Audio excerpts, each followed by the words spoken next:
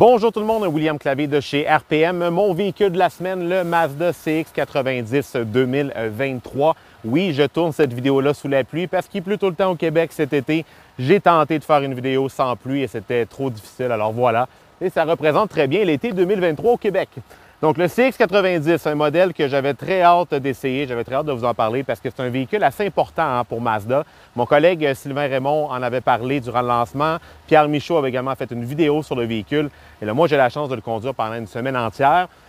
Cette version-ci est la version avec le 6 cylindres en ligne, le 6 cylindres hybride. Il existe aussi une version PHEV hybride rechargeable. J'aurai la chance de la mettre à l'essai un peu plus tard dans le calendrier. Je vous reviens avec celle-là. Alors, je vais me concentrer sur la version 6 cylindres en ligne. 6 en ligne, très important à retenir parce que oui, c'est un tout nouveau moteur chez Mazda. En fait, avec le CX-90, on a donné toute la gomme chez le constructeur. On sait que Mazda est une petite compagnie, un petit constructeur par rapport à d'autres dans l'industrie. Donc, on a lancé tout ce qu'on était capable de faire dans ce véhicule-là dans le but d'aller chercher une part de marché dans un segment très populaire, le segment des VUS intermédiaires à 3 rangées, probablement le segment le plus en demande présentement en Amérique du Nord. Et le CX-9, bon, c'était un bon VUS, mais il ne se démarquait pas assez. Il n'en faisait pas assez pour aller chercher des parts de marché. Et on tente de rattraper le temps perdu avec celui-ci. Donc, ce fameux moteur-là, 3,3 litres, ce qui est intéressant, c'est qu'il est monté de manière longitudinale dans le compartiment moteur. Donc, il va prioriser les roues motrices arrière pour ensuite renvoyer la puissance à l'avant, donc ce qui va lui conférer les 4 roues motrices. Et là, on semble un peu avoir, comme certains vont dire, un peu avoir copié l'approche de BMW, parce que BMW maîtrise ce type de motorisation-là depuis très longtemps. Ça ressemble effectivement beaucoup à BMW, cylindrée un peu plus élevée à 3,3 litres au lieu de 3 litres. Et tout comme le constructeur allemand, on a ajouté l'hybridation légère, qui a 48 volts, qui va plus agir comme gros système d'arrêt-démarrage pour réduire la consommation d'essence et évidemment réduire les émissions de GES. Donc, on a différents types de puissance proposées dépendamment des versions. Il y a jusqu'à 5 déclinaisons proposées avec le CX-90.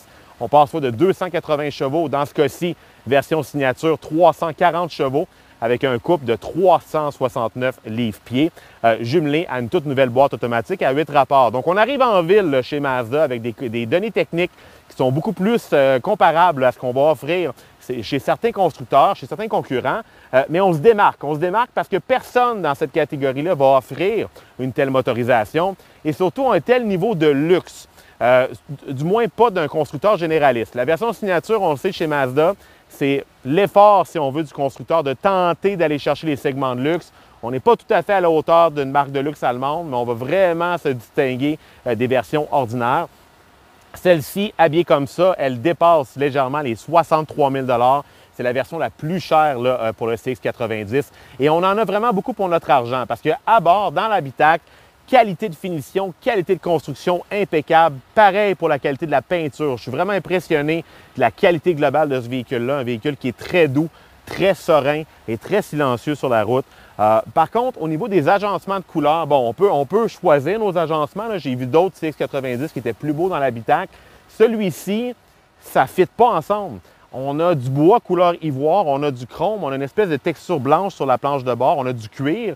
Et ça fait comme une pizza ou une espèce de sushi. Ça ne fonctionne pas, ça ne s'agence pas bien ensemble. Et c'est là qu'on voit que les marques allemandes de luxe ont peut-être un peu plus d'expérience à ce chapitre-là. On ne va jamais voir, mettons, une BMW, une Mercedes qui va avoir des agencements qui ne fonctionneront pas bien ensemble au niveau des matériaux. Par chance, un CX-90 peut être configuré de différentes manières. Et j'ai vu un certain modèle qui était couleur caramel, qui était de toute beauté. Alors là-dessus, on peut au moins choisir un modèle qui nous convient. On corrige bien sûr la plupart des défauts du CX-9 en termes de consommation de carburant, aussi en termes de l'espace à la 3e rangée et l'espace cargo. Un véhicule qui est beaucoup plus costaud, qui ressemble plus maintenant aux dimensions qu'on va retrouver du côté, par exemple, d'un Hyundai Palisade, un Kia Telluride, un Nissan Pathfinder, un Ford Explorer. Écoutez, il y en a des joueurs dans cette catégorie-là. Mazda arrive, on s'affirme enfin, on arrive avec des dimensions qui sont comparables, une capacité de remorquage dans ce cas-ci qui va atteindre 5000 livres et une consommation de carburant qui est très concurrentielle. D'ailleurs, moi, j'ai roulé pendant une semaine, environ 1000 km avec le véhicule, chargé avec un chien, un enfant, la famille, et puis j'ai enregistré une consommation de 8,7 litres au 100 km. C'est superbe considérant la taille du véhicule et le fait qu'il est muni des 4 roues motrices. Certainement mieux que ses rivaux alimentés par des moteurs V6. Par contre, on n'est pas On n'a pas la consommation de carburant, par exemple, d'un Toyota Highlander hybride ou encore un Ford Explorer hybride, parce que le système d'hybridation n'est pas vraiment un système hybride, c'est vraiment plus comme un système d'arrêt-démarrage. Et à ce compte, le système n'est pas très doux, tout le moins pas si on le compare à ce que les Allemands vont proposer. Mazda appelle ça le High Stop. Donc, pendant un certain temps, le moteur thermique va s'éteindre, on va rouler sur l'électrique et après ça, le moteur va réembarquer. Et quand il embarque, il y a toujours des vibrations, il y a toujours une espèce de sensation que là, on a un gros 6 en ligne qui vient de s'activer. Et là-dessus, on réalise que, bon, finalement, je ne conduis pas un véhicule de luxe allemand, je conduis un Mazda qui tente d'être un véhicule de luxe. Alors, c'est là qu'on remarque là, un peu de compromis. Mais honnêtement, c'est un de ses seuls gros défauts parce que c'est un véhicule qui réussit à vraiment nous convaincre qu'on en a beaucoup plus que pour ça, on a payé. Pour le prix qu'on a payé, pour 63 000 on a vraiment l'impression d'être dans un véhicule de luxe, assez spacieux, beaucoup de commodités à bord. Donc là-dessus, c'est réussi de la part de Mazda.